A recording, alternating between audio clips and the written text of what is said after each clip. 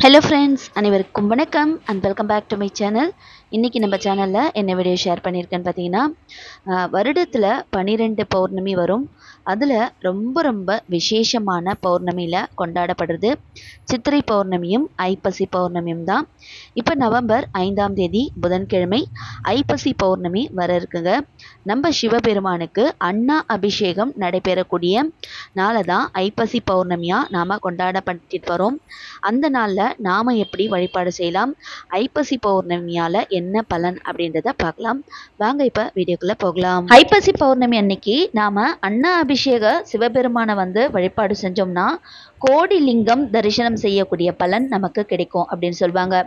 ஏன்னா நம்ம ஒவ்வொரு லிங்கத்தை கோடி லிங்கம் நம்மளால் தரிசனம் பார்க்க முடியாது. அதனால தான் அன்ன அபிஷேகம் அன்னைக்கு கண்டிப்பாக நாம் சிவபெருமானை வழிபாடு செய்யணும்.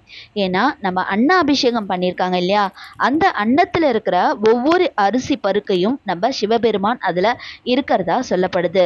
ஒவ்வொரு அரிசி பருக்கையோட உருவத்தை பார்த்தாலுமே சிவலிங்கத்தோட தோற்றம் நமக்கு தெரியும். ஐப்பசி மாதத்தில் ஏன் சிவபெருமானுக்கு அன்ன அபிஷேகம் செய்கிறாங்க அப்படின்னு பார்த்தீங்கன்னா, நம்ம சிவபெருமானுக்கு பிரம்மஹத்தி தோஷம் ஏற்படும். அந்த தோஷம் நிவர்த்தி அடைந்த நாள் தான் ஐப்பசி பௌர்ணமி. எப்படின்னா, நம்ம சிவபெருமானுக்கு எப்படி 5 தலை இருக்கிறதோ அதே மாதிரி தான் பிரம்மதேவனுக்கும் 5 தலை இருந்ததாம். ஆனால் பிரம்மதேவன் ரொம்ப ஆணவ கர்வத்தோட இருந்தாராம். அந்த ஆணவ தலையை வெட்டி வீழ்த்துறதுனால பிரம்மதேவனுடைய தலை நம்ம சிவபெருமானுடைய கையில் ஒட்டிக்கிடுச்சான். அன்னையிலிருந்து பிரம்மஹத்தி தோஷம் நம்ம சிவபெருமானுக்கு ஏற்பட்டு நம்ம பிரம்மதேவனுடைய மனைவி சரஸ்வதி தாயார் சாபம் ஏற்றிருப்பாங்க சிவபெருமானுக்கு. அப்பத்திலிருந்து அவர் ஒரு பிக்ஷாந்தரா மாறிடுவார். அப்பத்திலிருந்து எந்த அன்னம் சாப்பிட்டாலும் அவரால் சாப்பிட முடியாது. சிவபெருமானுடைய கையில் ஒட்டிட்டு இருக்க கபாலம், பிரம்மதேவனுடைய கபாலம் அதுவே விழுங்கிடுமா. அப்பதான் காசியில் இருக்க அன்னபூரணி தாயார் ஐப்பசி மாதம் பௌர்ணமி அன்று சிவபெருமானுடைய பசியை போக்குறதுக்கு அன்னம் இட்டிருக்காங்க. இந்த ஐப்பசி பௌர்ணமியில தான் நம்ம சிவபெருமானுடைய பிரம்மஹத்தி தோஷமும் நிவர்த்தி அடைந்ததாம். அது மட்டும் இல்லாம ஐப்பசி பௌர்ணமி அன்றை பௌர்ணமி ரொம்ப பிரகாசமா இருக்குமா. ஏன்னு பார்த்தீங்கன்னா, நம்ம சந்திர பகவானும் ரொம்ப சாபத்தால நொறுங்கி இருப்பாரு. அந்த நேரத்துல நம்ம சிவபெருமான் தான் ஐப்பசி பௌர்ணமி அன்னைக்கு அவருக்கு சாப விமோச்சனம் கொடுத்துட்டு சிவபெருமானுடைய தலையில சந்திரனையே எடுத்து சுட்டிக்கிட்டாராம்.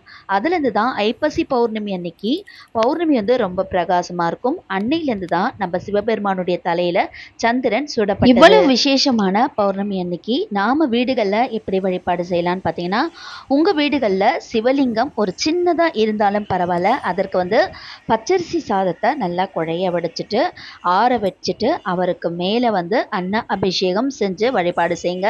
வீட்டில் எந்த ஒரு காய்கறி இருந்தாலும் அவரிடம் வச்சுட்டு வெத்தலை பாக்கு மஞ்சள் குங்குமத்தோடு வச்சுட்டு ஓம் நமக் சிவாயம் என்ற நாமத்தை சொல்லி அன்னைக்கு நீங்கள் வீடுகளில் வழிபாடு செய்கிறது ரொம்ப ரொம்ப நமக்கு வாழ்க்கையில் எந்த ஒரு அன்னத்துக்கு தங்கு தடை இல்லாமல் நமக்கு நற்பலன் கிடைக்கும். அப்படியே உங்கள் வீட்டில் சிவலிங்கத்தோட திருவுருவம் இல்லைன்னா வீட்டில் நம்மளுடைய ஆழாக்கு இருக்கும் இல்லையா, அதில் ஃபுல்லாக பச்சரிசியை தலை நிரப்ப வச்சுக்கோங்க. வச்சுட்டு அவங்களுக்கு சிவபெருமானா நினச்சி அவங்களுக்கு சந்தனம் போட்டு இட்டுட்டு அவங்களுக்கு நீங்கள் வீடுகளில் வழிபாடு செய்யலாம். வில்வ இலையை வைப்பது ரொம்ப ரொம்ப நல்லது.